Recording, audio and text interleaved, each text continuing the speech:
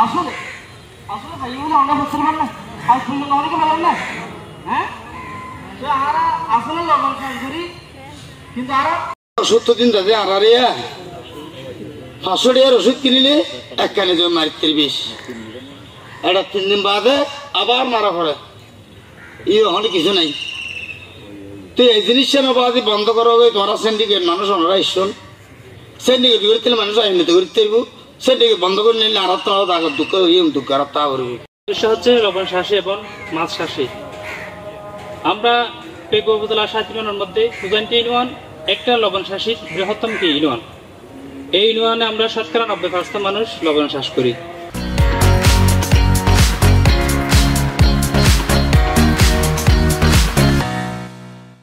যার কারণে আমরা এক কানিমার 70 হইতে 75,000 টাকা দিয়ে কি অগ্রিম নিই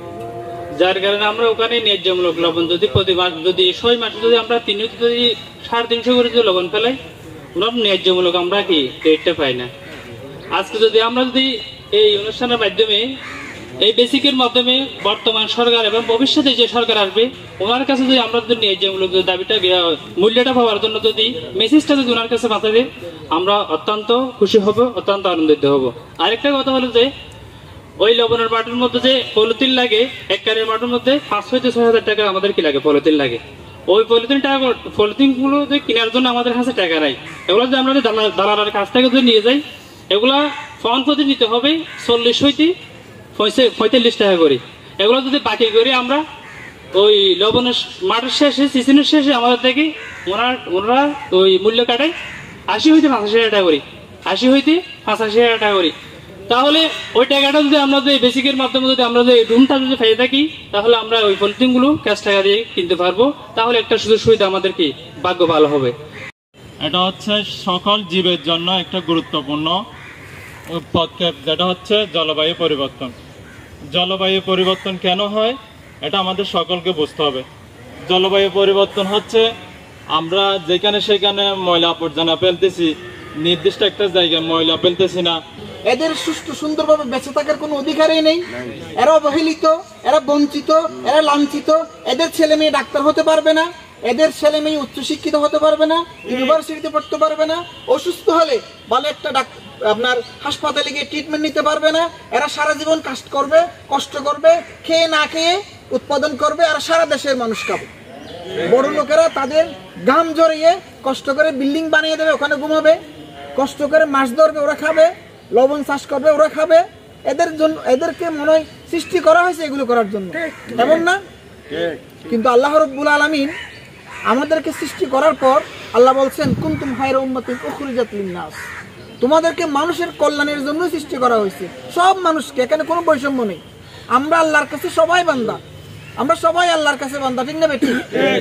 একটা দেশের রাষ্ট্র বা সরকারের দায়িত্ব হচ্ছে প্রত্যেকটা নাগরিকের উপর ইনসাফ করা তাদের সমস্যাগুলো সমাধান করা এখন আপনারা পান চাষ করতে গিয়া লবণ চাষ করতে গিয়ে মৎস্য চাষ করতে গিয়া আপনারা বলছেন আমাদের এই সমস্যা ওই সমস্যা বিভিন্ন সমস্যা নিয়ে আমরা কোনো মতে বেঁচে এই যে পরিবেশ দূষণটা হচ্ছে যেটাকে এনভায়রনমেন্ট পলিউশন বলে এটা আমাদের নিজেদের সৃষ্টি আমরা যখন স্কুলে লেখাপড়া করি তখন তো আমরা কোনোদিন দেখি না এই যে লবণের সমস্যা মাছের সমস্যা এরকম সমস্যা ওইরকম সমস্যা কোনো সমস্যাই ছিল না বরঞ্চ আমরা সরকার থেকে যা চেয়েছি তা পেয়েছি আর এখন রাজনৈতিক পট পরিবর্তন হয়েছে এখন একটা সরকার আসছে এই সরকার আরেকটা সরকারের জন্য অপেক্ষা করতেছে মাঝখানে যে আমাদের এই যে লবণ চাষিদের যে সমস্যাগুলো আমরা বিভিন্ন বক্তারা বলতেন বিশেষ করে আমার জলওয়ার সাহেব ছাত্র এই বিভিন্ন জায়গার মধ্যে এ ধরনের একটা অনুষ্ঠান দিয়ে মানুষকে মোটিভেট করতে বুঝাচ্ছে যে আমাদের ভবিষ্যতে কী হবে আমরা ভবিষ্যতে কী করবো একটা উদাহরণ দিয়ে আমি একটা বেশি বলবো না একটা উদাহরণ দিয়ে দুটিকে মাথামারি প্রকল্প আর এখানে একটা প্রকল্প দুইটার মাঝখানে আমরা আছি তাহলে এখানে আমরা তো এমনি অটোমেটিক্যালি আমরা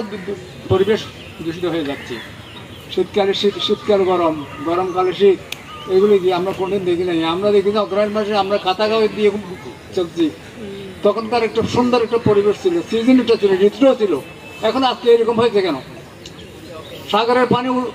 উঠে গেছে তাপ বেড়ে গেছে ঘূর্ণিঝড় চলছে বিভিন্ন জায়গার মধ্যে পৃথিবীর বিভিন্ন রাষ্ট্রের মধ্যে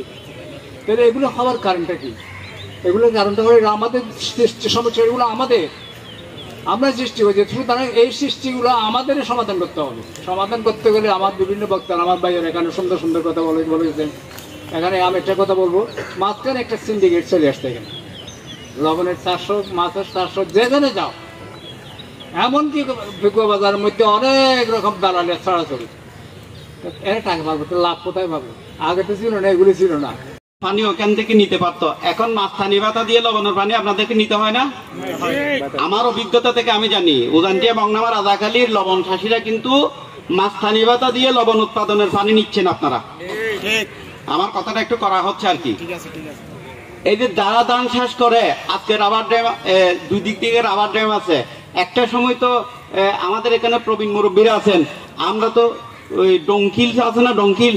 লবণের মাঠে আপনারা ব্যবহার, ধান চাষ করার সময় ডঙ্কিল, তখন তো আর আজকের মতো ফার্ম মেশিন ছিল না, হিচন দিয়ে পানি আসতো। ওইগুলো কি মাতামুড়ি নদী থেকে ঢুকাইতে নাকি পানিগুলো? ওখানে আভ্যন্তরীণ যে খালগুলো ছিল, আমি শুধু ফেকুয়ারে দুই একটি গুরুত্বপূর্ণ খালের কথা বলি। প্রথমে এই যে বুলার খাল, আজকে আমাদের এখানে প্রশাসনে আমি দীর্ঘ 15 দিন পর্যন্ত একটা তথ্য আমি নিতে পারতেছি না যে আমার বুলার খালের দৈর্ঘ্যটা প্রশাসনিকভাবে কত। বুলা খালের সরকারের একয়ারকৃত পানি উন্নয়ন বোর্ডের জায়গার পরিমাণ কত, কি পরিমাণ জায়গা বেদখল আছে, এই তথ্যটা আমাদের এই প্রশাসন আমাদেরকে দিতে পারতেছে না। অনেক চাপ দেওয়ার পরও আজকে কি খাল আছে? কর্মিয়া চৌধুরীর এই বাড়িটা মনে হয় খালের কাছাই, উনি কিনারায় ছিল, এখানে বিশাল মাঠ ছিল, ওই পারও মাঠ ছিল, সবগুলো এখন দখল হয়ে গেছে। খালটা কি ওই পানি চলাচলের নালার মতো হয়ে গেছে। ওই যে পানির শেষ মতো আর দিন ড্রেন করতো, এখন হালিন ড্রেনের না নগিয়ে গই। মৎস্য চাষী এবং পাশাপাশি ছাত্র বন্ধুরা যারা উপস্থিত আছেন, তাদেরকে সকলের প্রতি আমার শ্রদ্ধা সহ সালাম। এবং ধরিত্রী রক্ষায় আমরা ধরা যে নাগরিক সংগঠন, যে সংগঠনের উদ্যোগে আজকের এই অনুষ্ঠান, এই আলোচনা সভা আয়োজন হয়েছে, তার পক্ষ থেকে আপনাদেরকে শুভেচ্ছা জানাচ্ছি। আজকে আমি আসলে প্রধান অতিথি, এটা আসলে এরকম না, আমি আসলে রিকোয়েস্ট করেছি যে আমি একটু পরে কথা বলি, কারণ হচ্ছে যে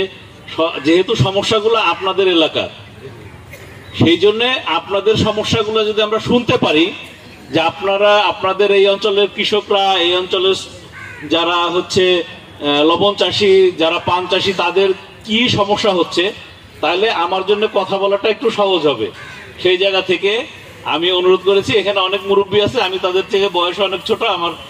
ক্ষমা করবে না যদি ভুল হয় আর কি। তো আমরা মোটা দাগে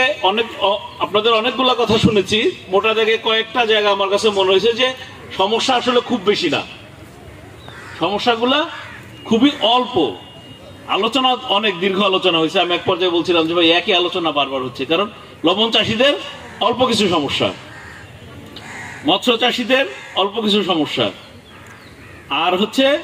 এদিকে পান চাষীদের কিছু সমস্যা। এই সমস্যাগুলার যদি সমাধান করা যায়, তাহলে কিন্তু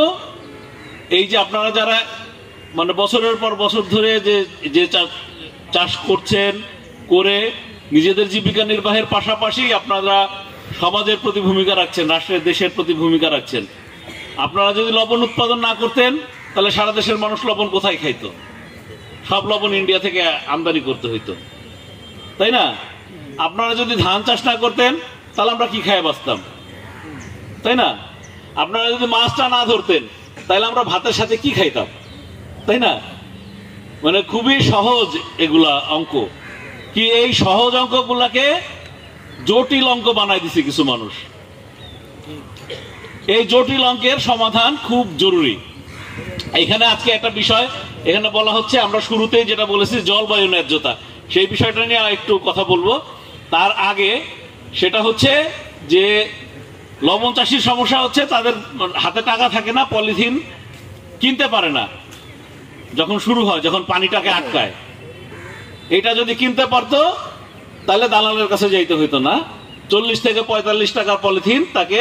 85 থেকে 90 টাকায় টাকা দিতে হইতো না। এটার জন্য সহজ শর্তে ঋণ চায়। আমরা ওই মেসেজটা দিতে চাচ্ছি যে আমাদের পৃথিবী কেউ ধ্বংস করতে চাইলে আমরা নিজেরা বাঁচানোর জন্য আমরা সংগ্রাম করে যাব। আপনারা কি সবাই আমাদের সাথে থাকবেন?